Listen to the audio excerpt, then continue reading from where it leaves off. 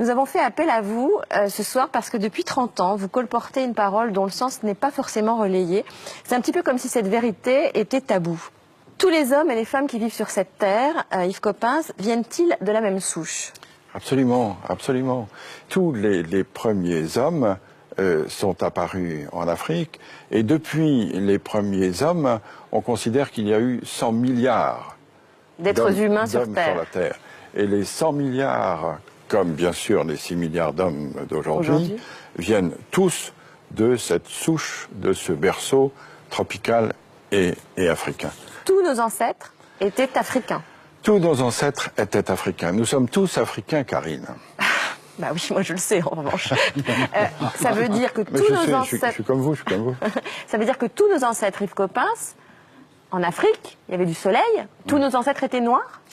Tous nos ancêtres étaient certainement bruns, parce que, étant donné l'ensoleillement de l'Afrique, et étant donné probablement la peau nue qu'ils avaient il y a 3 millions d'années, ils ne pouvaient pas être autrement que bronzés. Tous les ancêtres, des Danois, des Espagnols, de tout le monde, etc., étaient noirs. Oui. Pourquoi ça ne se sait pas, à votre avis? Vous le dites, vous, depuis 30 ans. Ben oui, mais ma petite voix ne porte pas suffisamment. J'ai une voix confidentielle. J'imagine la tête du monsieur hyper raciste qui est en train de nous regarder, qui fait non, pas vrai. Ouh là, demain, vous allez avoir du courrier. Yves Coppens, en fait, les humains, enfin les préhumains sont partis dans différentes directions depuis l'Afrique. Et puis, pour s'adapter au climat, pour s'adapter à leur environnement, ils ont déterminé des traits qui étaient le plus adaptés, c'est ça? C'est ça, c'est-à-dire que les humains, à partir de 3 millions d'années, à partir du moment où ils ont eu la culture, à partir du moment où ils ont eu la conscience, tout ça, ça a 3 millions d'années. Petit à petit, se sont déployés et ils ont atteint d'autres climats. Et petit à petit, se sont adaptés à autre chose. Par exemple, pour aller en Asie, ils ont dû traverser des montagnes très très hautes, très ensoleillées. Et donc, petit à petit, leurs yeux se sont adaptés, c'est ça? En effet, l'œil bridé pourrait être dû à une sélection naturelle de ceux qui avaient la capacité d'accommoder plus que d'autres, parce que chacun sait qu'à de fortes altitudes, la luminosité est insupportable. Et comment est-on passé du noir au blanc? Là aussi, c'est un gradient de couleur, un gradient de coloration, c'est-à-dire qu'avec moins d'ensoleillement, on avait nécessité d'avoir une peau avec un écran moins fort pour que la synthèse de la vitamine D, qui est la synthèse de croissance, puisse se faire. Donc par sélection, ceux qui n'avaient pas la vitamine D, donc les plus noirs, sont restés soit en Afrique, soit se sont éteints. Et ce sont les de plus en plus blancs qui ont pu survivre. C'est une sélection qui s'est faite du noir au plus clair.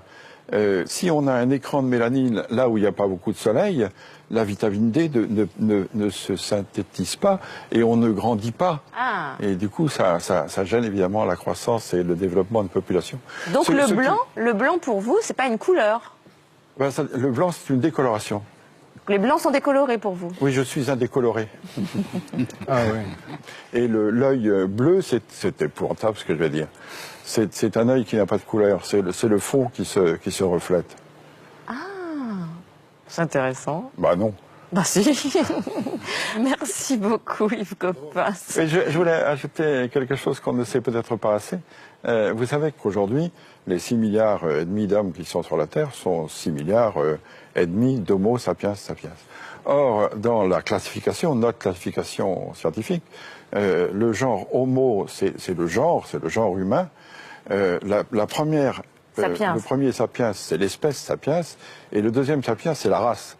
C'est-à-dire on est tous Homo sapiens sapiens. On peut être tous racistes, ça n'a pas d'importance, puisqu'on est tous de la même race. Donc il n'y a qu'une race. Il n'y a qu'une race. Oui. Donc scientifiquement, Yves Coppens, les races n'existent pas.